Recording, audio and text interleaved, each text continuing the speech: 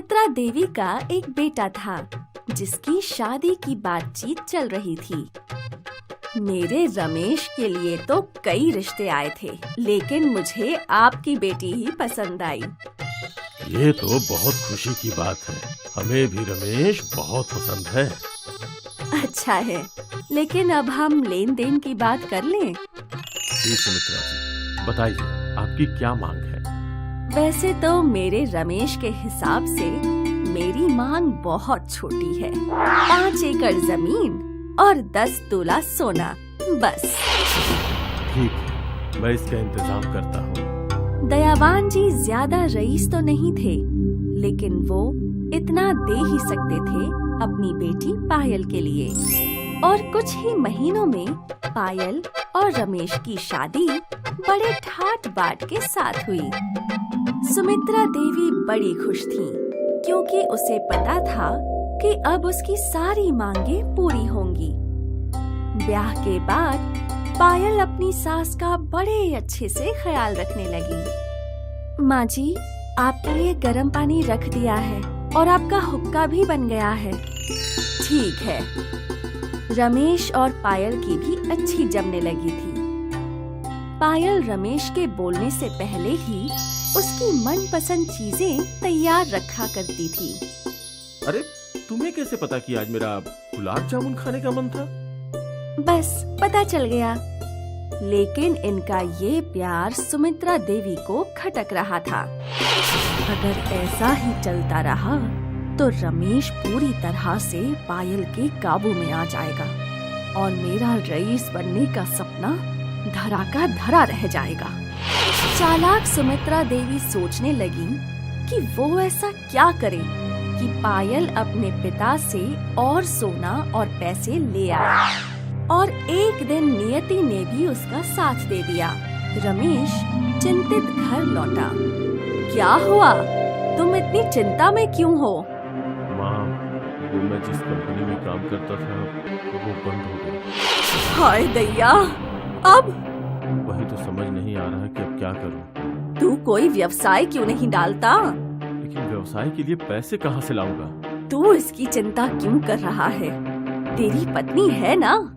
उसके घर वाले अगर जरूरत के समय नहीं काम आएंगे तो कब काम आएंगे? पर माँ। पायल, तुमने मेरी बात सुनी? जी माँ जी। तो जाओ। सास के आदेश पे पायल घर से तो निकल गई, लेकिन वो रास्ते में सोचने लगी, पापा ने कितनी मुश्किल से मेरी शादी के वक्त पैसों का इंतजाम किया था। अब मैं कैसे उनसे वापस पैसे मांग सकती हूँ? पायल चलते चलते रोने लगी। पुत्री, क्या परेशानी है? पायल ने उस अघोरी साधु को देखा और उनके पास गई। मेरी नई शादी हुई है। मेरे पापा। पायल ने उन्हें पूरी कहानी बताई। अब आप ही बोलिए, मैं क्या करूं? मैं पापा से पैसे नहीं मांग सकती और अपने पति की दुर्दशा होते हुए भी नहीं देख सकती। दुविधा में फंसी हो तुम, लेकिन मेरे पास तुम्हारा समाधान है। ये मंत्र है, ओम स्वर्णादे नमः। इस मंत्र को सच्चे मन से बोलो और फिर देखो चमत्कार। ओम स्वर्णदेह नमः। और पायल का शरीर सुनहरा हो गया। ये क्या? अब जितना सोना चाहिए मांग लो। मुझे इतना सोना चाहिए जिससे मेरे पति नया व्यवसाय शुरू कर सके। और तुरंत ही पायल के हाथों में एक सोने की पोटली आ गई। पायल बहुत खुश हुई और वो वापस पहले जैसी हो गई। पुत्री, तुम बहुत अच्छे मन की हो, इसलिए मैंने तुम्हें ये समाधान बताया। लेकिन याद रखना, तुम ये मंत्र किसी भी लालची इंसान के साथ कभी नहीं बांटोगी। महाराज, आपने मेरी मदद की, मेरे लिए ये भी बहुत है। आज के बाद मैं कभी इस मंत्र का उपयोग नहीं करूंगी। सदैव खुश रहो। पायल वो पोटली लेकर अपने ससुराल वापस लौटी। सुमित्रा देवी सोना देखकर खुश हो गई। ना उन्होंने उससे पूछा कि वो कैसे इतना सोना लाई, ना पायल ने किसी को कुछ बताया।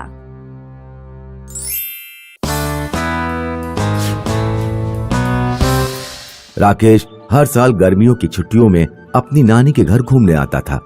राकेश के नानी नाना एक दिन बातें कर रहे थे। आज हमारे गांव का एक आदमी और गायब हो गया।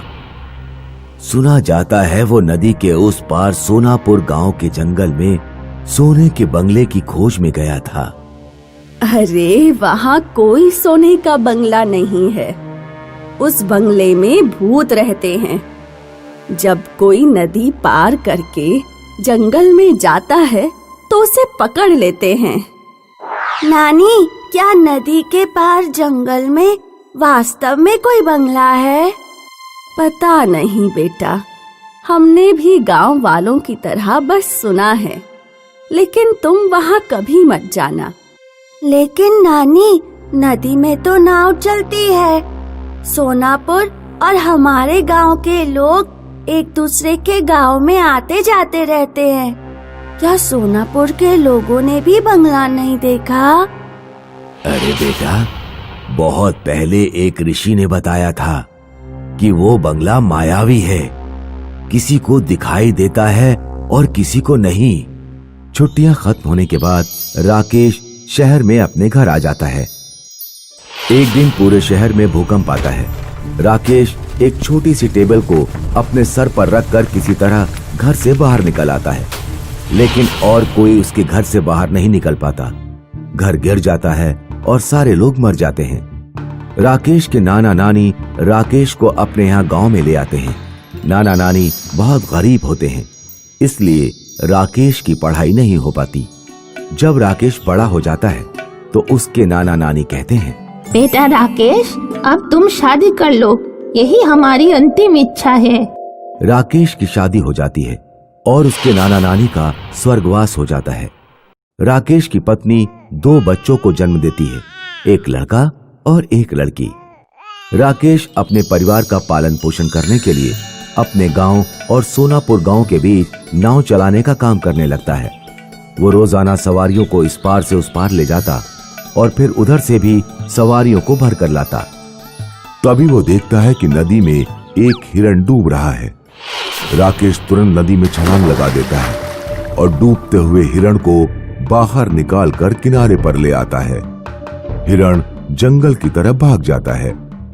राकेश को जंगल में कोई चमकती हुई चीज दिखाई देती है। जब वो आगे जाकर देखता है तो वो हैरान हो जाता है और एक बहुत बड़ा सोने का बंगला उसकी आंखों के सामने होता है। ये वही मायावी सोने का बंगला है जिसकी कहानियां मैं बचपन से सुनते आ रहा हूं, लेकिन आज कैसे ये मुझे दिखाई दे रहा है? मैं तो यहां रोजाना आता हूं। राकेश बंगले के अंदर जाता है।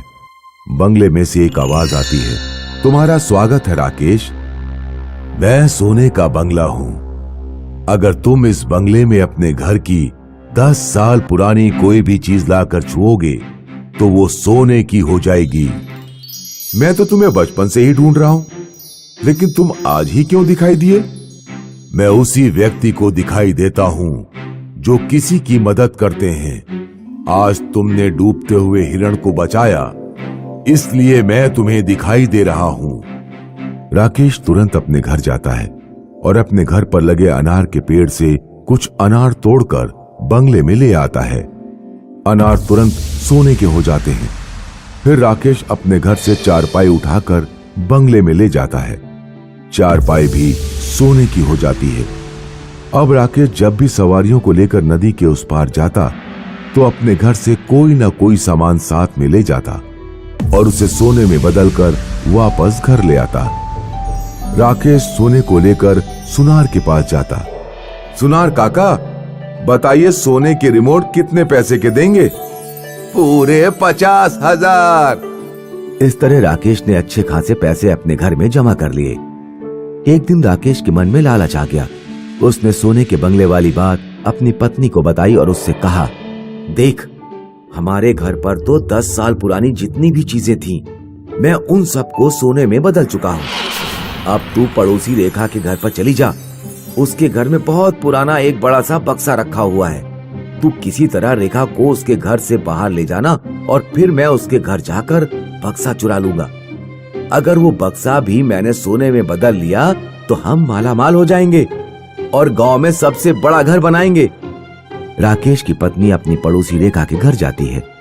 अरे रेखा, तुम्हें पता है क्या, बाजार में एक साड़ियों की नई दुकान खुली है। सभी लोग वहाँ से साड़ियाँ लेकर आ रही हैं। आज मैं भी जा रही हूँ, तुम भी मेरे साथ चलो। रेखा राकेश की पत्नी के साथ बाजार चली जाती है। राकेश चुपके से रेखा के घर में घुसता है और बक्सा चुराकर अपने घर रख लेता है। अगले दिन राकेश और उसकी पत्नी बक्सा उठाकर नदी के उस पार महल में ले जाते हैं। जैसे ही वो दोनों बक्से को लेकर बंगले में घुसते हैं, बक्सा तो सोने का नहीं बनता, लेकिन राकेश की पत्नी सोने की बन जाती है और बंगला एकदम से गायब हो जाता है। राकेश रोने लगता है। हे भगवान, ये मेरे साथ क्या हो गया? मेरी पत्नी अब कैसे जिंदा होगी? मैं क्या करूं? तभी एक सांप वहां आता है और राकेश से कहता है, मैं 1000 साल से जिंदा हूँ। तुमने लालच किया और अपने पड़ोसी का बक्सा चुरा लिया, इसलिए बंगला गायब हो गया और दंड के रूप में उसने तुम्हारी पत्नी को सोने का बना दिया। मुझे माफ कर दीजिए, मुझसे बहुत बड़ी गलती हो गई। मुझे लालच नहीं करना चाहिए था। मैं वादा करता हूँ अब जिंदगी में कभी लालच नहीं करूंगा और ये बक्सा भी अपनी पड़ोसी को लौटा दूंगा। फिर सांप राकेश की सोने की पत्नी को असली पत्नी बना देता है। दोस्तों, इस कहानी से हमें यह शिक्षा मिलती है कि हमें अपने जीवन में लालच नहीं करना चाहिए।